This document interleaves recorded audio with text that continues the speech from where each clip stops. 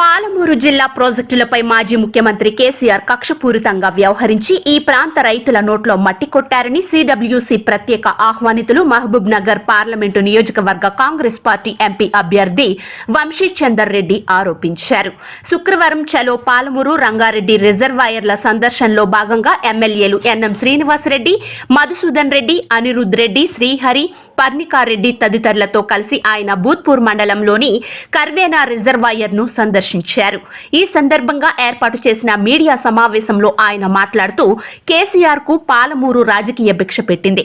ఇక్కడి ప్రజల అమాయకత్వాన్ని ఆసరాగా చేసుకుని 2 సార్లు అధికారాన్ని అనుభవించారు.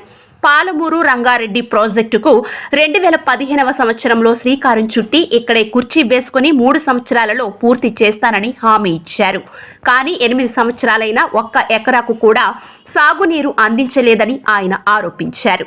కృష్ణానదిలో మన వాటా 577 టీఎంసీలు దక్కవలసి ఉండగా కేవలం 299 టీఎంసీలకే అంగీకరించారని వంశీ చెప్పారు. ఆ నీటిని సైతం జిల్లా రైతులకు అంది ఇవ్వకుండా రైతుల నోట్లో మట్టి కొట్టారు అని ఆరోపించారు. దక్షిణ తెలంగాణలో ఇలా మోసం చేస్తే ఉత్తర తెలంగాణలోని ప్రాజెక్టులను కమిషన్లు దండుకోవడం కోసం వినియోగించుకున్నారని ఆరోపించారు. ఈ కారణంగానే మేడిగడ్డ, కాళేశ్వరం పరిస్థితి పిల్లర్లు కుంగిపోయాయి అని చెప్పారు. ఉమ్మడి పాలమూరు జిల్లాకు అన్యాయం జరుగుతున్న కేసీఆర్ ప్రభుత్వంలో మంత్రులుగా ఉన్నది ప్రాంతం నాయకులు చెంచాలుగా వ్యవహరించారు తప్ప పాలమూరు బాగు కోసం వాళ్లు చేసిన త్యాగం ఏమీ లేదు అన్నారు. ఈ సందర్భంగా రిజర్వాయర్లలో అసంపూర్తిగా నాసిరకంగా జరిగిన పనులను వంశీచందర్ రెడ్డి ఎమ్మెల్యేలు పరిశీలించారు. నిరంజన్ రెడ్డి గారు, శ్రీనివాస్ గౌడ్ గారు కదా, కేసీఆర్ ఒక అసమర్థ ముఖ్యమంత్రి అయితే అసమర్థ ముఖ్యమంత్రికి చెంచాలుగా ఈ నిరంజన్ రెడ్డి, శ్రీనివాస్ గౌడ్ గారు కానీ మాజీ మంత్రులు ఎవరైతే ఉన్నారో వాళ్ళు వ్యవహరించారు. వాళ్ళు నిజంగా పాలమూరు పౌరుషం ఉంటే వాళ్ళల్లా పాలమూరు ప్రజలు ఎవరైతే ఓట్లేస్తే వాళ్ళు ఎమ్మెల్యేలు అయినరు, మంత్రులు అయినరు. వాళ్లకు ఏమాత్రం ఇంగిత జ్ఞానం ఉన్నా ఏనాడైతే మన పాలమూరుకి రావాల్సినటువంటి నీళ్లు ఆంధ్ర వాళ్ళు దోచుకపోతుంటే ముఖ్యమంత్రి ప్రేక్షక పాత్ర వహించినరో, నిజంగా దమ్మున్న నాయకులు అయితే పాలమూరు కూడు తినే వాళ్ళు అయ్యుంటే ఆనాడు పోయి రాజీనామా చేయాల్సింది. వాళ్ళు మాకు రక్కాల్సినటువంటి నీళ్లు, కృష్ణా బేసిన్లో ఉన్న నీళ్లు మా పాలమూరు హక్కు. కృష్ణా బేసిన్కి రావాల్సినటువంటి కృష్ణా నది నీళ్లు పెన్నా బేసిన్కి ఎట్లా తీసుకుపోనిస్తారు ముఖ్యమంత్రి గారు?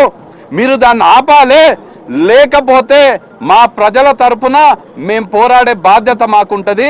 మేము రాజీనామాలు చేస్తున్నామని రాజీనామాలు చేస్తే నిజంగా వాళ్ళని ఒప్పుకునేటోళ్ళం.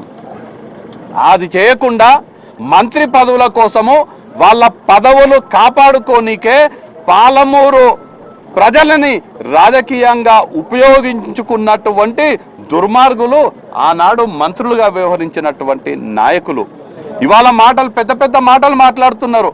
ఆనాడు మన నీళ్లు పోతుంటే ఏం చేసిండ్రు? మీరు ఏం చేసిండ్రు?